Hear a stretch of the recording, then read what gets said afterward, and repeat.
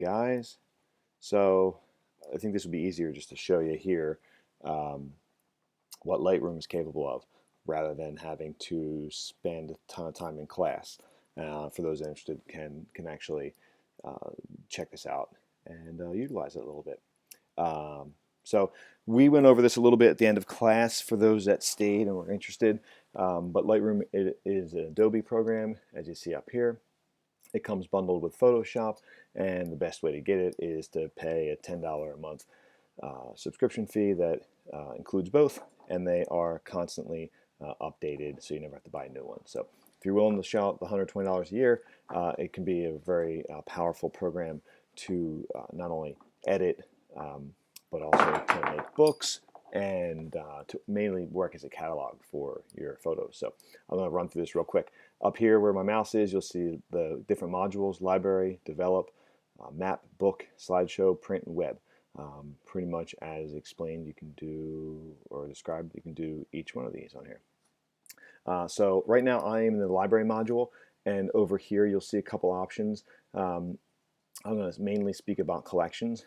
What happens here is I can always click import, and then it will ask where I want to import from, any of my hard drives, the cards that are currently in the actual computer. This is the wedding I shot this week. These are raw files. These are exactly how they looked in camera. These are not even imported yet. Okay. For the sake of this, I'm going to work on some files that are already imported, so I hit cancel there.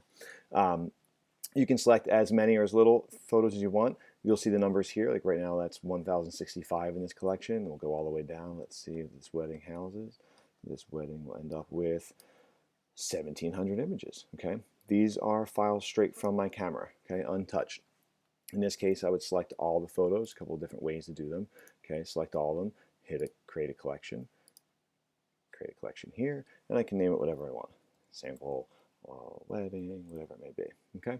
I already did this, so for the sake of the matter, I'm going to hit cancel here. Okay, but you'll see I actually break them up. I have an area collection set called commercial.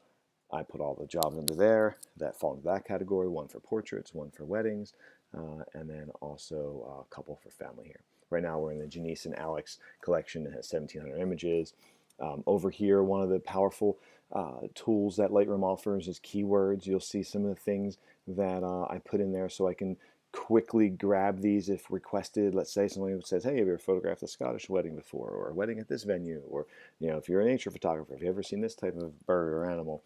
If you've ever been to Paris, if you keyword it, if I ever choose to, I can always quickly find it by typing in a couple different options here. Again, a little bit deeper into Lightroom. We'll get into that later. It also always shows you your exposures, for the selected images that you're in. So I primarily want to show you the library is powerful. There's a lot of different ways you can handle it or manage it for your sake. The develop mode itself is a really neat and powerful tool that will do a lot of the heavy lifting. Actually, I'm sorry. Before we get there, in library, you'll see a couple different options here. We can sort the images by capture time, by rating, by file name, so many different options in here. We can view them right now. We'll see as a grid. You'll see my mouse down here. We can view them individually. I don't have a, oh, there we go. Okay, we can view them side by side if I actually had a couple images selected. We can view them as multiples if I actually selected, let's say I select uno, dos, and tres, and I wanted to see these like this. You could add more if you wanted to. I could add as many as I want here. Great way to show, a great way for you to decide what makes the cut, so to speak. And yeah, and the way I do it, as I expressed in class briefly, is that I actually use the star system. You'll see the stars here. There's a color code here. You can decipher it by however you want. And what I like to do is the star system. So you'll see down here, I already went through the 1,700 images, and anything with a star is what I'm going to keep. Anything without a star, I'm not going to keep. Usually I don't keep them if like eyes are closed or it's a little bit out of focus, or in this case, let's say the expressions aren't that great. So if I went over here and I said, let's hit anything that's 1 star or above, now you'll see out of the 1,700 photos, I ended up 1-starring 1,457 of these. Okay. Now, for those that were there at class when I talked about my organization in my folders, we know that the 1-star images actually coming into here were 1,700. I weeded these down a little bit from 17 to 1,457. So Yeah, and then again, I can explain that a little deeper. I wanted to share a couple images with a client. Their mom was sick, and of course, everyone's excited to see him. So I even grabbed a few just to share as 2 stars, and then I was able to weed it down a little further. These are just briefly touched on, and then I emailed these to the client so they could have them and share them with a sick mom there. Okay, but where the heavy lifting comes in, no matter how you choose to do this, is really in the develop mode. Okay, great thing about develop in Lightroom is that it is a non-destructive way of editing, meaning that it doesn't do anything to the original file. You could do as much or as little as you wanted to these images, and nothing is applied until you actually approve the application. So I'm going to pick an image that is not going to be used, just to show how much you can affect these images. Okay, I'm just going to take an image in here. Let's say this guy. Okay, and we're going to play with this and develop. Okay. Now over here you have some of the basics. We have white balance. You can keep it as shot. You can change it to one of the things just like you can in camera. We can try auto, see what the camera thinks. Okay, you'll see. I'm sorry, not the camera, but Lightroom. You'll see that sometimes it does a good job of it, sometimes it doesn't. Okay, if you choose to change it outside of these presets, okay, I shot it in daylight. See how it looks? Yeah, pretty close. Okay, you can see the numbers change. Daylight is this in numbers as far as the temperature and the tint. My camera decided that it was pretty close, 5900, a little warmer. Okay, so I'm going to keep it at daylight for now. But if you want to actually manually manipulate it, you can go up and down this dial and get it to where you want. Okay, let's say we're going to keep it on auto. Okay, and then I'm sorry, daylight. Now in here, here's where we can add exposure, darken, lighten, uh, keep it relatively close to where it was. Okay, and contrast. Okay, no contrast, lots of contrast. I tend to find I like my images with a little bit. Okay, highlights and whites. These guys are going to primarily work with exactly what they're saying. If I right now I'm pulling them back a little bit. If I zero these out, okay, now it's going to be a little whiter. Highlights are going to just bring these back. You can see in his shirt right here, okay, that as I pull the highlights back, it's going to recover a little bit. If you do too much, it makes it look muddy. Okay, so I tend to like it around there for the way I shoot for the most part. White, same thing. Just going to pull it back just a little bit. Okay, if you do it too much, it's going to look too muddy, I think. Okay, shadows and blacks work exactly what they want. Shadows work almost like if you push them up, they work to fill light into the shadows. If you pull them back, they're going to add black into the shadows. Okay, so this way really opens them up. This way really pulls them back. You saw I had it set just a little bit above, +8 or so. And blacks kind of do the same thing, just work primarily with the black tonality. Okay. Clarity is like micro contrast, so adds a little bit of contrast in very fine areas. Okay. Vibrancy adds basically a little color boost, or you can subtract it. Okay. And then saturation is exactly saturating any given color there. Okay. All right. So you can really play with these images. Okay. That's really the highlight of what we're going to work with for the most part. There's a lot of other options down below, but the basic ability to work with the images is all right in this part here. Okay, you can just simply turn it black and white if you chose to. Okay, there are some other options. Okay, I'm going to fly down here real quick. You can sharpen the image. You can noise reduce it. If you shot it at a high ISO, you need to pull some of that out. Okay, you can level them off, a little bit, and this kind of auto correct some of the lens options if you choose to. Okay, you can even create a vignette. Okay, vignette adds a little bit of shadow around the sides. There's a lot of different ways to do this. I'm just playing with them just to show you the options. Okay, you can make it really, let's say, really obvious here. So obviously we wouldn't really want to do that. But let's say you get to a point where you're not happy with what it is, and you need to change a couple things. One, we can come all the way over here and go all the way down, and in here you'll see the history. You can go back to any point, and it will bring you to that point. So let's say I convert it to black and white. And there we go. Let's say we liked one of the first vignettes. And as you see the screen up here, as you hover over what you did, it will show you a preview. Okay, so I'm going to bring it back to, let's say, right here. Okay. Now, if you didn't like it at all, and you want to bring it back to exactly how it was when it was imported, you can hit the reset. Okay, and it goes back to this is exactly what came out of camera. Nothing's touched. Okay. One of the cool things in Lightroom is you can create presets. Some come with it. These guys all up here, where are they? There's someone here. I have a ton of presets. Some I created, some I purchased. I tend to be a little lazy with it, so I actually spend more money on it than I like. But I find some that I enjoy, and then I can tweak them a little bit. So I have a handful of favorites that over the course of time I find that I use more than others. So these are a combination of, like I said, ones I purchased and ones I bought. In here, user presets, obviously I've made all these, right? So let's say one of my favorite black and white options is this guy. Okay, not that guy, the one above it. Okay, so let's say that's the way we wanted to go. We're happy with this. Okay, but you know what? Maybe we want to crop it a little bit.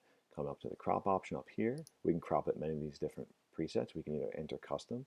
Okay, maybe I want to make it a 4x5 or 8x10. Okay, I come in here. It gives you the grid. You see the grid. It shows you basically the rule of thirds. Okay, might actually be easier. I'm going to close this. Might actually be easier to see if I reset this and put it in color. You see the grids here. Okay, there we go. A little bit. I reset that. I make it 4x5 or 8x10. I can use these grids to create my rule of thirds rather than putting them dead center. I could put them off to the side a little bit. Okay, so you know, in a pretty quick way, we can work with these images. Now, let's say I just want to add a little pop. I know there's a preset in here that is called that boost. Hit this guy, boom, okay, awesome. Nothing changed over here too much. You can see exactly what the preset affected. And if you want to tweak it a little more, you can. I'm going to pull these back a little bit, add this in, okay. And for the sake of the matter, let's just say we're good with this. I'm going to see what it looked like before and after. You can come down here and do it. But I'm also just going to hit Y, and it shows me my before and after. Okay. One of the cool things about Lightroom, it's not too much different here from what we actually started with and what we have now. You know, I might actually go back and tweak the white balance to daylight. Okay, now it's a little better. I think it's a little less as I close in. I think that's a little more truer to skin tone. I try to look at lips, teeth, eyes, and I think this works a little better. Okay, that's what it looks like super up close. I'm just right clicking or middle clicking and zooming in. Okay, so I'm happy. Let's say I'm happy with this image. Let's go to it. Now, as you see down here, there's a bunch of images that look exactly the same. Okay, let's say I wanted to edit a bunch at once. I can click this guy, this guy, this guy. I'm not using any of these for my client, but for these guys I am. And while I'm in develop mode, if I hit sync, it's going to ask me, well, Jeff, what would you like to sync? All these things, some of these things. Let's say I make sure I don't click the crop because I don't want everyone to crop. But everything else is fine, okay, for the sake of the matter. I hit synchronize, and down here, every single image that I selected is quickly edited just like that. So in a one felt swoop, I changed it, okay, as you can see here. Just to add to exactly what I'm doing, let me show you how it looks if I click black and white. Come over here, here's a black and white preset real quick. Okay, simple black and white, okay, great. Now I'm gonna stay on the same ones I selected, okay, here, everything highlighted. I'm gonna hit sync, I'm gonna hit synchronize, and you'll see how quickly these turn to black and white. Bam, okay. So if you're in similar shooting situations, lighting-wise, the way your image looks, you can quickly edit these photos if you chose to. Now, part of the problem with Lightroom is that you have so many different abilities to fiddle and play with presets that sometimes, you know, it ends up being a curse and you spend more time than you like to. But like I said, if you ever really mess up an image, nothing happens to it. So if you end up with an image that looks like this, you know, bam, reset it, it's going to go back to normal. Okay. Now, a bunch of other options. You can make maps and books and slides. Well, map will actually show you where your images are taken, just like we have on our phones these days. You can create books and slideshows and you know, line them up to print and also set them up to web. I primarily use these two. Once I'm happy with the images, when I go back to library, we'll see down here I have the option to, I imported these originally, now I can export these. So it's going to export anything I have highlighted. In this case, I only have one image highlighted. Okay. I'm going to show you exactly what I did for these images. Okay, these images I set aside, I guess, as I mentioned, for the client to receive, and they got them to share with a family member, their mom. Okay, so what I did is I went to export down here. Okay, it's going to ask you where, to your hard drive, to a specific folder. Where do you want to do it? And here I have it on an external hard drive that's titled Janice and Alex Preview. Okay. Existing files, let's say they have the same files with the same name. What do you want to do? You can rename them. Okay, you can rename them to anything you want. There's a lot of different options here, and a whole other class for it, basically. Okay, you can say what type. Do you want a JPEG, original? In this case, we're going to do a JPEG. Okay, how big do you want it? In this case, I'm resizing them so that it's easy to transfer to the client through web, share it on Facebook, keep it on social media, along with mobile devices. Okay, you can put any size you want in there. You can output sharpen it. You can do anything. You can add logo to it. Okay, and when I'm ready, I hit export, and it takes a few, well, in this case, just a couple seconds to export 5 images, and voila. So, but in Lightroom, you can do a whole lot really quick, and you can multitask in it. So here's what the image looked like before. And you see, I don't really play with it too much. That's what it is. I just tweak the white balance a little bit. Okay, the same thing here. I'm showing you before and afters of these. Okay. Now here, I actually added a little bit of an effect to it. Okay, but not too much done to them. Okay.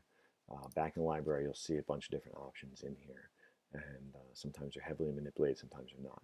In the case like this is an engagement session I recently photographed. I like to view the whole thing. If we come in here, okay. Now, sometimes I have my mind made up while I'm shooting that I like it to be a certain way, whether it's black and white or color or something like that. But you'll see real quick, let's say we grab, I noticed earlier that, let's say these guys, right? Maybe one of these, okay? Now, in here, there's a couple things I want to do. All right, let's just say we go develop, okay? I can add a preset that I know might work. Again, trial and error. Some of them do, some of them don't. I'm going to play with this one just for the sake of knowing that it can look kind of cool. Okay, get out of the before and after. Now that's what it looks like. You know what? Let's see. How about we do this? Try one more. Like I said, it's a curse of looking. Okay, I just did deep and rich. So just adds a little boost here. Okay. Now I'm going to pull back the highlights a little more. I import a lot of my photos with a preset already, so I don't have to tweak all of these all the time. Some of these were increased by the preset I added. And one of the cool things, you can actually play with brushes, right? These brushes come, again, you can create, you can buy. They have all these options in here. Okay, you can play with each and every one. Okay, so let's say in this case I choose to, I call it burn highlights. I'm going to take down my exposure 25% basically, and bring back my highlights. Now, let's say I'm also going to add saturation into this. I'm just going to show you the effect here. Okay. Now, anything I paint over is going to turn that reddish tone. And it shows you what you're painting, what you're not. And this works just like a brush. It can be a little clunky at times. You try not to paint everything. Okay. If you mess up, let's say I paint over them. Oops. Okay. No big deal. Well, I can come down here, I can hit erase. Okay. It's going to erase anything that I painted over, and now paint back over with my erase button. I'm going to try to erase most of them so they don't have the oversaturated and also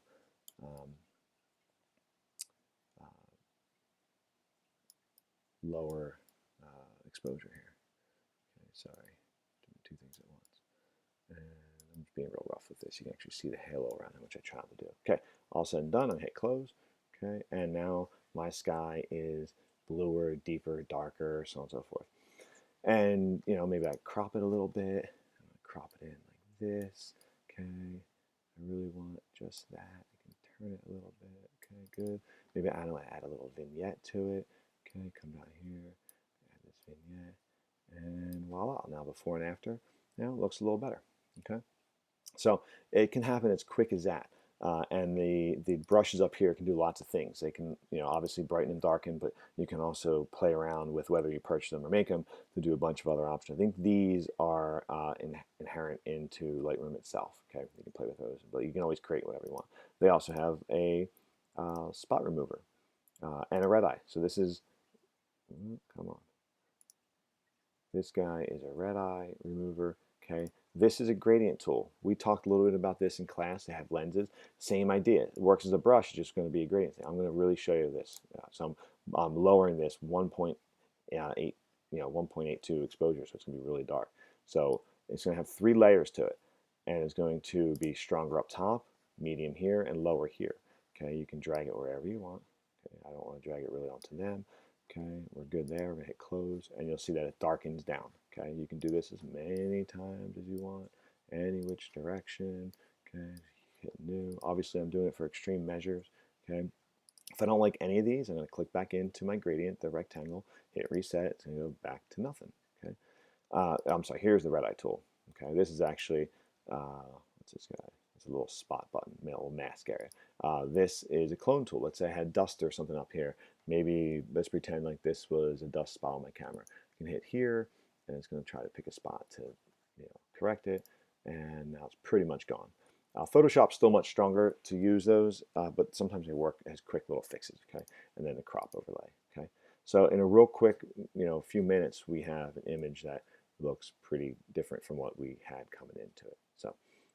So that's the way Lightroom works. It's extremely powerful program that can be extremely helpful and work on many images at the same time. Let's say we wanted to play with all these images right here. Okay, well, I'm going to stay in development. I'm going to select all these. I'm going to sync them. Okay, and I'm going to hit synchronize yes. And every one down here is going to change to what I just did. Okay, you see some of the darker ones. So even if I don't now, maybe this is a different lighting situation, but it's going to do everything I just did to it. So you can even see here it mimicked the painting brushes. So being that I cropped them differently and moved them, now my paintbrush is off. So I usually, when I sync, I tend not to select the adjustment brushes. Let me say sync these two. I usually unselect the local adjustments, the brush graduate filters, and then that way that doesn't happen. Okay, but either way, I'm going to select all these in here, and I'm going to hit reset, and I'll go back to 0. Pretty cool. Lightroom's awesome. I can always help with it a little further. I think it's a powerful tool. It's really all I use, and then I drag them into Photoshop when I need.